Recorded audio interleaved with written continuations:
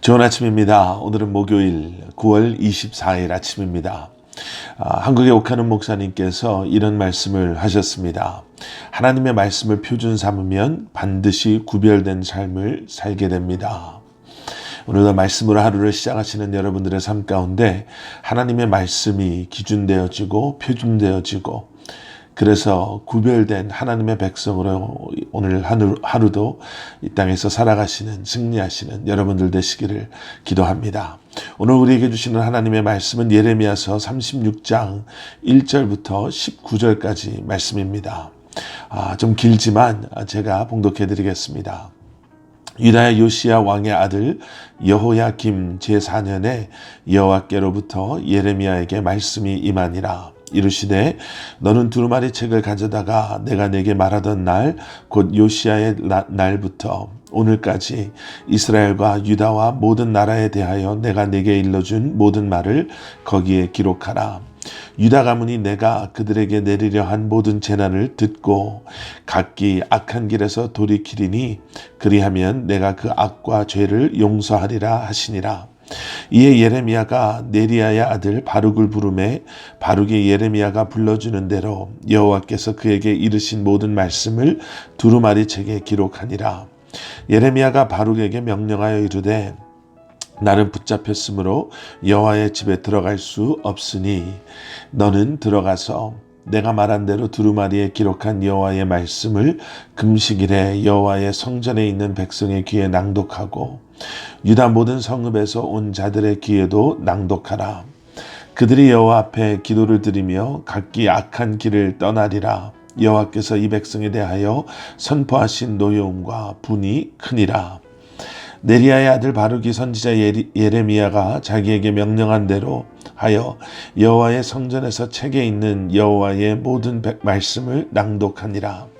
유다의 요시야 왕의 아들 여호야김의 제5년 9월에 예루살렘 모든 백성과 유다 성읍들에서 예루살렘에 이른 모든 백성이 여호와 앞에서 금식을 선포한지라.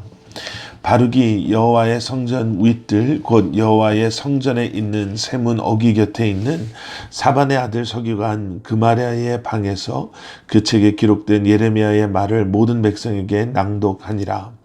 사반의 손자여 그마랴의 아들인 미가야가 그 책에 기록된 여호와의 말씀을 다 듣고 왕궁에 내려가서 서기관의 방에 들어가니 모든 고관 곧 서기관 엘리사마와 스마야의 아들 들라야와 악볼의 아들 엘라단과 사반의 아들 그마랴와 하나냐의 아들 시드기야와 모든 고관이 거기에 앉아 있는지라. 미가야가 바룩이 백성의 귀에 책을 낭독할 때에 들은 모든 말을 그들에게 전하매 이에 모든 고관이 구시의 증손 셀레미야의 손자 느다냐의 아들 여후디를 바룩에게 보내 이르되 너는 백성의 귀에 낭독한 두루마리를 손에 가지고 오라. 네리야의 아들 바룩이 두루마리를 손에 가지고 그들에게 오니 그들이 바룩에게 이르되 앉아서 이를 우리 귀에 낭독하라. 바룩이 그들의 귀에 낭독하매 그들이 그 모든 말씀을 듣고 놀라 서로 보며 바룩에게 이르되 우리가 이 모든 말을 왕에게 아뢰리라. 그들이 또 바룩에게 물어 이르되 너는 그가 불러주는 이 모든 말을 어떻게 기록하였느냐 청하노니 우리에게 알리라. 바룩이 대답하되 그가 그의 입으로 이 모든 말을 내게 불러주기로 내가 먹으로 책에 기록하였노라. 이에 고관들이 바룩에게 이르되 너는 가서 예레미야와 함께 숨고 너희가 있는 곳을 사람에게 알리지 말라 하니라. 아멘. 하나님께서 예레미야에게 말씀을 시작하셨던 때는요. 우리가 예레미야서 1장 2절로 돌아가서 보시면 우리가 볼 수 있는 것처럼 요시야 왕 13년부터였습니다. 요시야 왕이 왕으로 31년 동안 통치를 했음을 감안해 보면 숫자적으로 계산해 보면 요시야 왕 때 약 18년 동안 하나님께서 예레미야에게 다가올 하나님의 심판에 대한 예언의 말씀을 해 주셨고요. 또 요시야 왕의 아들 여호야김 제4년이다 라고 오늘 1절 말씀에서 기록하고 있는 것을 우리가 합해서 더해보면 하나님께서는 22년 동안 예레미야에게 주셨던 그러한 예언의 말씀을 이제는 기록하라 라고 말씀하고 계십니다. 왜 기록하라고 하시나? 22년 동안 하신 모든 말을 기록하라고 하시는데요. 하나님은 무슨 이유에 무슨 목적에 그 오랫동안 하신 말씀을 다시 기억해서 두루마리에 기록하고 쓰라고 하시는가? 여러분 3절에 내려가 보시면요. 그 이유가 있습니다. 유다 가문이 내가 그들에게 내리려 한 모든 재난을 듣고 각기 악한 길에서 돌이키리니. 하나님이 원하시는 것은 바로 이것이죠. 하나님께서 이렇게 기록하고 그들로 하여금 듣고 보게 하는 하나님의 심판의 말씀으로 말미암아 하나님의 백성이 유다 가문이 이제는 그들의 죄를 깨달아 알고 회개하고 이제 하나님께 돌아오기를 하나님은 원하시고 바라시는 것입니다. 그런데 예레미야의 형편이 지금 그렇게 쉽게 그러한 모든 말씀을 두루마리에 기록할 수 있는 그런 상황이 아닙니다. 오늘 보신 4절 이하의 말씀을 보면요. 지금 아직도 예레미야는 붙잡혀 있는 상태이고 그래서 예레미야는 바룩이라는 사람을 불러서 그가 기억하고 있는 하나님께서 그에게 해주신 모든 말씀을 이제 듣는 대로 불러주는 대로 바룩으로 하여금 기록하게 합니다. 그리고 나서 바룩에게 기록한 그 모든 말씀을 이제 유다 모든 성읍에 있는 그들로 하여금 금식하고 있는 하나님의 성전에서 듣게 하게 하지요. 여기서 잠깐 생각해 보면 이런 생각을 하게 됩니다. 바룩이라는 사람은 과연 이렇게 예레미야가 말할 때 어떠한 마음으로 받아들였을까? 예레미야가 지금 감옥에 왜 갇혀 있는지를 분명히 알고 있었을 텐데, 그리고 감옥에 있는 예레미야를 도와 하나님의 말씀을 기록하면서 지금 그곳에 갇혀 있는 예레미야의 형편이 감옥이라는 것이 어떠하다라는 것을 분명히 자기 눈으로 보고 알았을 텐데, 바룩은 순종하며 하나님의 말씀을 기록하기 시작합니다. 여러분, 우리에게 확고한 믿음이 필요합니다. 그리스도인으로서 이 땅에서 살아가는 것이, 그리고 하나님의 말씀하심이 때로는 우리가 피하고 싶은 그러한 길, 때로는 우리가 너무나도 분명히 알고 있는 그 어렵고 힘든 길로 우리를 부르시고 계시기 때문에 여러분, 우리에게는 그 무엇보다도 흔들리지 않는 믿음이 필요합니다. 그래서 하나님이 부르시고 하나님께서 우리에게 맡겨주시는 그 소명과 사명의 때에 우리도 순종하며 우리가 그 길을 가야 될 줄 믿습니다. 사실 바룩뿐만 아니라요, 오늘 보시는 말씀에는 예레미야의 이렇게 하나님께서 예레미야에게 주신 이 사명을 감당하는데 감옥 안에 있는 예레미야가 이 모든 것을 할 수 없음에도 불구하고 이 모든 일을 감당할 수 있도록 그와 함께하는 조연과 같은, 어떻게 보면 엑스트라와도 같은 그러한 하나님의 사람들이 등장하는 것을 저희들이 보게 됩니다.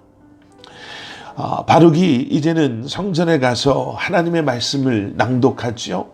그런데 그 말씀을 낭독했던 곳이 10절 말씀을 보면 사반의 아들 서기관 그메랴의 방에서 그 책을 낭독했다라고 기록하고 있습니다.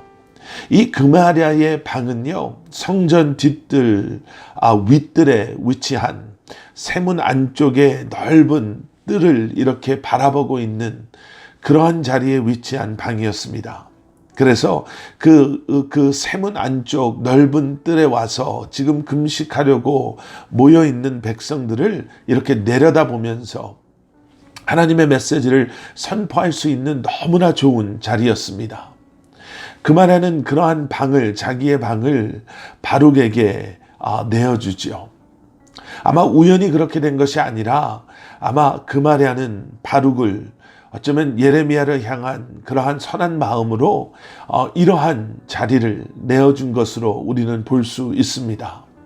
그뿐만 아니라 11절에 보시면요, 사반의 손자요 그말의 아들인 미가야가 그 책에 기록된 여호와의 말씀을 듣고 이제는 왕궁에 내려가서 서기관의 방에 모여있는 고관들에게 이 말씀을 전하는 역할도 하게 됩니다. 그리고 그곳에 있었던 그 고관들은 이러한 하나님의 말씀을 더 분명하게 자세하게 듣기 위해서 바룩을 그 두루마리를 가지고 자기들이 있는 곳으로 오게 하지요. 그리고 그러한 하나님의 말씀을 그들이 듣습니다. 하나님의 말씀 앞에 사람들은 여러 가지 모양으로 반응하죠. 한때는 때로는 하나님의 말씀을 듣기 원하지 않아서 하나님의 말씀을 찢었던 사람들도 있었지만 오히려 오늘 말씀 속에서는요, 이러한 하나님의 말씀이 선포되어지고 전달되어질 수 있도록 옆에서 함께하는 사람들, 그리고 하나님 말씀 앞에 두려워 떨며 오히려 그 말씀에 더 귀 기울이고 이제는 이 말씀을 우리가 왕에게 아뢰야 되겠다라고 말했던 그러한 사람들도 있었습니다. 여러분, 하나님의 말씀은요,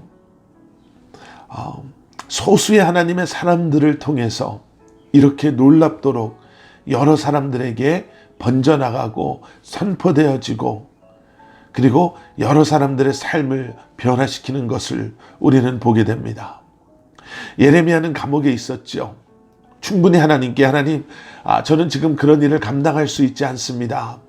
제 한 몸도 지금 케어할 수 없는데 여기서 제가 어딜 나가는 것도 쉽지가 않은데, 가능하지가 않은데 하나님, 다른 사람들에게 이런 일은 시키시는 게 좋을 것 같습니다 라고 말하지 않고 그저 하나님이 말씀하시니까 아멘, 네, 내가 그렇게 하겠습니다 하고 순종했더니 하나님은 바락을 보내시고 또 그말야의 방에서 그 말씀을 선포하게 하시고 또 그 말씀을 미가야가 듣게 하시고 미가야를 통해서 많은 고관들이 듣게 하셔서 결국에는 왕에게까지 이 말씀이 전달되어지게 합니다. 모든 변화 속에는요, 그리고 그 중심에는 하나님의 말씀이 있습니다. 오늘 하루를 여는 말씀을 시작하면서 옥하는 목사님께서 하신 말씀, 하나님의 말씀이 표준되어지는 곳에는 구별된 삶이 있습니다 라는 것은 어떤 의미에서 하나님의 말씀이 중심되어질 때 우리의 삶 가운데서는 하나님이 계획하신 크고 놀라운 변화들이 일어나기 시작합니다 와 동일한 의미를 가지고 있다고 볼 수도 있습니다. 모든 변화 속에, 그리고 모든 변화의 중심에는 하나님의 말씀이 있고 그리고 그러한 하나님의 일하심은 확고한 믿음을 가지고 하나님 앞에 순종하며 나아가는 소수의 하나님의 사람들을 통해서 이루어지는 것을 기억하시고 오늘도 이 주신 말씀 다시 한번 붙잡으시고 저와 여러분이 그러한 사람들 되기를 소원하고 그리고 오늘도 우리에게 주신 이 말씀 붙잡고 하루를 살아갈 때 하나님께서 허락하시는 크고 놀라운 변화와 또 은혜가 여러분들의 삶 가운데 있으시기를 주님의 이름으로 축원합니다. 우리 함께 기도하시겠습니다. 사랑의 아버지 하나님, 감사합니다. 오늘도 주님의 음성에 귀 기울이며 하나님의 말씀이 우리의 삶에 기준되어지게 하셔서 구별된 하나님의 사람, 구별된 하나님의 백성으로 이 한 날도 살아가는 저희들 되게 하여 주시옵소서. 하나님의 말씀이 이제는 우리의 삶을 변화시켜 주시고 우리가 있는 그곳, 우리의 가정, 우리의 기업, 그리고 우리를 통해 수많은 사람들에게 이 말씀이 선포되어지게 하시어서 주님께서 계획하시고 주님께서 준비하시고 허락하시는 크고 놀라운 변화들이, 주님의 일하심이 우리의 삶 가운데 그리고 우리로 하여금 오늘 한 날도 경험하며 보게 하여 주시옵소서. 함께 기도합니다.